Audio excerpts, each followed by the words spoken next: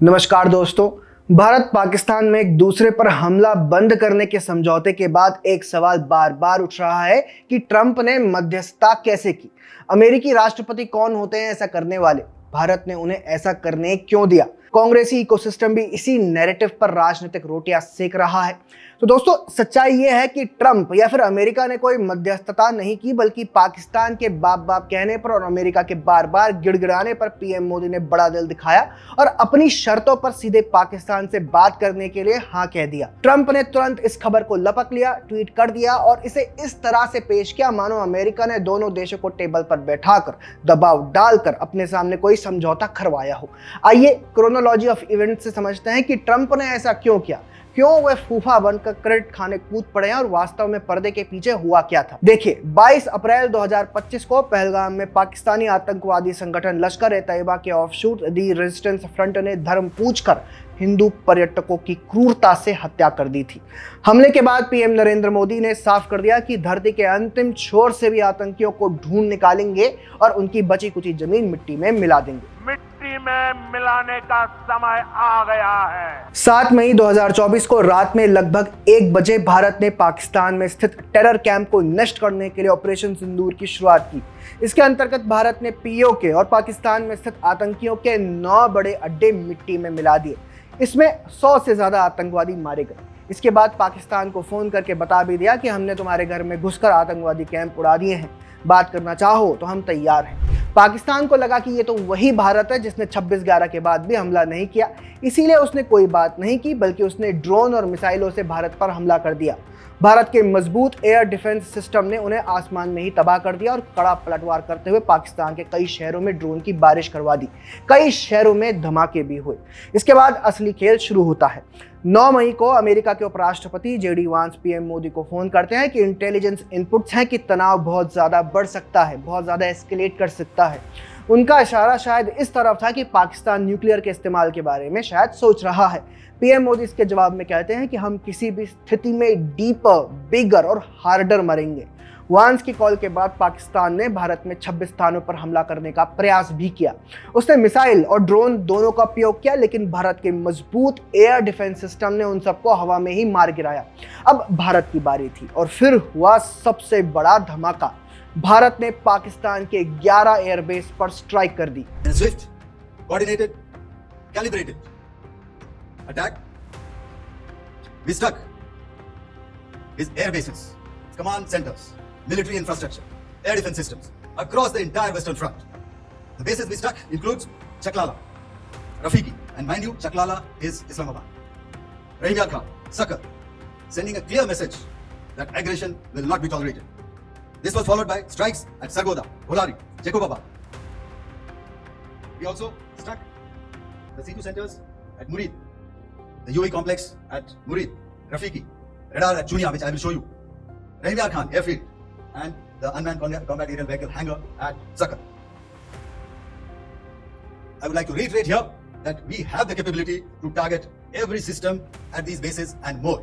ये स्ट्राइक पाकिस्तान के सीने में गोली की तरह लगी। पाकिस्तान की अंतड़ियां कांप गई।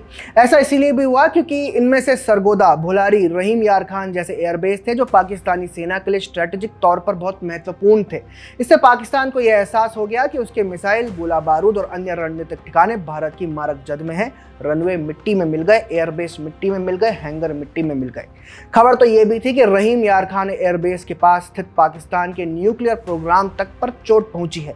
शायद इसीलिए पाकिस्तान की न्यूक्लियर अथॉरिटी का वेबसाइट भी बंद है। इसके साथ खबरें तो ये भी हैं कि अमेरिका की न्यूक्लियर अथॉरिटी का एयरक्राफ्ट पाकिस्तान में देखा गया है, शायद न्यूक्लियर लीक को चेक करने के लिए पहुंचा हो। ये अति महत्वपूर्ण इसीलिए हो जाता है क्योंकि रहीम यार खान एयरबेस के पास ही पाकिस्तान के स्ट्रेटेजिक प्लान्स डिवीजन और नेशनल कमांड अथॉरिटी के मुख्यालय हैं, जो पाकिस्तान के लगभग 170 परमाणु हथियारों की सुरक्षा और संचालन का जिम्मा संभालता है। भारत ने रहीम यार खान एयरबेस को टारगेट करके संदेश दे दिया कि हम उनके परमाणु कमान को जब चाहे तब नष्ट कर सकते हैं। इस हमले के बाद पाकिस्तानी सेना और सरकार की जमीन हिल गई है। पाकिस्तान को कुछ समझ नहीं आया कि अब क्या होगा। ऐसे में उसके पास सिर्फ एक विकल्प बचा था, अमेरिका के पास जाकर रोने का। उसने वही किया। पाकिस्तान ने अमेरिका से कहा कि किसी भी तरह से भारत के हमले बंद करवा दो, हम एक भी फायर नहीं करेंगे। तब अमेरिकी अधिकारी और नेताओं ने भारत को फोन लगाया। अब यह ध्यान से समझिए, इधर जब ये सब हो रहा था तब वैश्विक राजनीति में ट्रंप हर तरफ से घिरे दिखाई दे रहे थे। चुनाव के दौरान ट्रंप ने बार बार कहा था कि राष्ट्रपति बनने के 20 दिनों बाद रूस यूक्रेन में सीज फायर करवा देंगे। इसमें वे बुरी तरह से फेल रहे हैं। उनके बार बार कहने के बाद भी दोनों देशों के बीच कोई सीज फायर नहीं हुआ है। इजराइल और हमास का कुछ घंटों में सीज फायर कराने की बात करते थे, आज तक नहीं करा पाए। इसीलिए जनवरी में ऐलान हुआ था, लेकिन बाद में दोबारा से बमबारी शुरू हो गई। सिर्फ इतना ही क्यों, लगातार प्रयासों के बाद भी हूती विद्रोहियों के इजराइल पर हमलों को ट्रंप रोक नहीं पाए हैं अभी तक। इस तरह देखें तो ट्रंप हर तरफ से फेल हो रहे थे, कहीं भी सीज फायर कराने में सफल नहीं हो पाए, जबकि उनके जो दावे थे उनके ट्वीट से भी ज्यादा हवा भरे रहते हैं। सिर्फ इतना ही क्यों, इसी दौरान 8 मई को ट्रंप ने यूके के साथ ट्रेड डील का ऐलान किया था, लेकिन उस डील पर कई गंभीर सवाल खड़े हुए। ऐसे में हर तरफ से घिरे हुए ट्रंप किसी तरह से अपनी इज्जत और इमेज बचाने के प्रयास में लगे थे। उसी समय पाकिस्तान रोता हुआ उनके पास पहुंच गया कि भारत से हमारी बात करवा दो। ट्रंप ने इस मौके का इस्तेमाल फेस सेविंग के लिए किया। ट्रंप प्रशासन बातचीत में जुट गया। दूसरी तरफ जेनेवा में 10 मई को यूएस और चीन की ट्रेड डील को लेकर बैठक भी चल रही थी। खबरें हैं कि ट्रेड मीटिंग के दौरान 4 बजे के आसपास चीनी अधिकारी बैठक से बाहर निकल गए। वे डील को लेकर आगे नहीं बढ़ना चाहते थे। अब अगर आप देखें तो ट्रंप ने 5:30 बजे के आसपास भारत और पाकिस्तान के कथित सीज फायर को लेकर अपने ट्रुथ सोशल पर पोस्ट की थी। इससे स्पष्ट है कि जब ट्रंप ने देखा कि चीन के साथ ट्रेड डील भी नहीं होगी, तब उन्होंने अपनी इमेज बचाने के चक्कर में इस खबर को पोस्ट कर दिया। अब सवाल है कि भारत ने अमेरिका से क्या कहा था।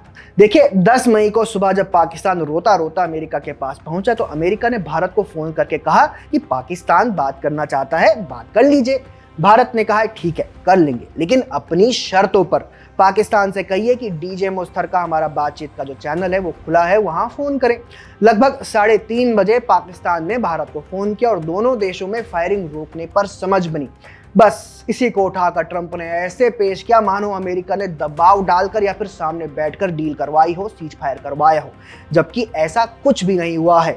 फिर भी ट्रंप ने ऐसा क्यों बोला वो हमने आपको बताया। अब एक बात और समझिए, ऑपरेशन सिंदूर से पीएम नरेंद्र मोदी ने बिना बोले बहुत कुछ बोल दिया है। पीएम मोदी ने ना सिर्फ इस्लामाबाद और रावलपिंडी तक जाकर मार कर दिखा दिया कि हम चाहेंगे वहां तक घुसपैठ करके तुम्हें मार सकते हैं, बल्कि उन्होंने ये भी दिखा दिया है कि पाकिस्तान के परमाणु कमांड को भी भारत चुटकियों में निष्क्रिय कर सकता है। इसके साथ ही ऐतिहासिक ये है कि उन्होंने देश की वॉर डॉक्ट्रिन भी बदल दी है। अब हमारी यही नीति है कि अगर आतंकवादी हमला करेगा तो एक्ट ऑफ वॉर माना जाएगा और उसी के अनुसार कार्रवाई होगी, जिसे आसान भाषा कह सकते हैं कि अब गोली का जवाब गोला से दिया जाएगा। यही अब न्यू नॉर्मल है। एक बात और याद रखिए, युद्ध और चुनावी रैली में अंतर होता है। ये बात पीएम नरेंद्र मोदी जानते हैं, इसलिए उन्होंने पर्दे के पीछे से पूरी रणनीति बनाई, सुरक्षा बलों को गाइड किया, हर पहलू पर हर मोर्चे पर नेतृत्व दिया, फैसले किए, सेना के मजबूत चट्टान की तरह खड़े रहे और बिना एक शब्द बोले दुनिया को दिखा दिया कि ये नया भारत है जो अपने हथियारों से और अपनी रणनीति से ना सिर्फ खुद को बचाना और दुश्मन को मारना बल्कि जीतना भी जानता है। दोस्तों, कुछ सोर्सेस तो ये भी बताते हैं कि पहलगाम इस्लामिक आतंकी हमले को अंजाम देने में पाकिस्तान के साथ चीन की भी मिली भगत थी। चीन ने यह षड्यंत्र इसीलिए रचा था जिससे कि आर्थिक तौर पर आगे बढ़ते भारत को कमजोर किया जा सके, लेकिन भारत की रणनीति के सामने चीन की क्लाइंट कंट्री पाकिस्तान ने घुटने टेक दिए। और सिर्फ इतना ही नहीं, देश ने दुनिया को दिखा दिया कि उसके स्वदेशी हथियार चीन और तुर्की के हथियारों से कई गुना अच्छे हैं। इससे होगा ये कि चीन और तुर्की की डिफेंस इंडस्ट्री को तगड़ा झटका लगेगा और भारत की डिफेंस इंडस्ट्री ऊपर बढ़ेगी। ऐसा इसीलिए भी है क्योंकि पाकिस्तान के ड्रोन और मिसाइल हमलों को हमने स्वदेशी एयर डिफेंस सिस्टम से नेस्तनाबूद किया है। ये बहुत बड़ी उपलब्धि है, जबकि पाकिस्तान के पास चीन का एयर डिफेंस सिस्टम था जिसमें से एक को हमने मार गिराया और बाकियों ने शायद काम नहीं किया, जबकि भारत के एयर डिफेंस सिस्टम ने इजराइल के आयरन डोम जैसा काम किया है। जी हाँ, पाकिस्तान ने मिसाइलें भी दागी थी। 552 hours. Wait for our response. Nara Takbir!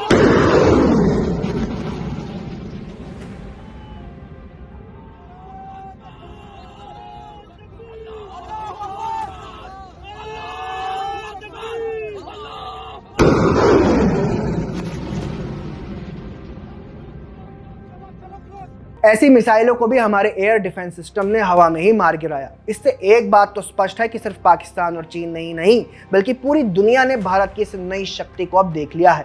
इस तरह क्रोनोलॉजी ऑफ इवेंट से समझ आता है कि कथित सीज फायर ट्रंप ने नहीं करवाया, बल्कि उन्होंने अपनी इज्जत बचाने के लिए क्रेडिट खाने का प्रयास किया है। इसको लेकर आपको क्या कहना है कमेंट सेक्शन में हमें जरूर बताएं। अगर आपको हमारा कंटेंट पसंद आता है तो हमारे चैनल को सब्सक्राइब भी कर लीजिए। जय हिंद।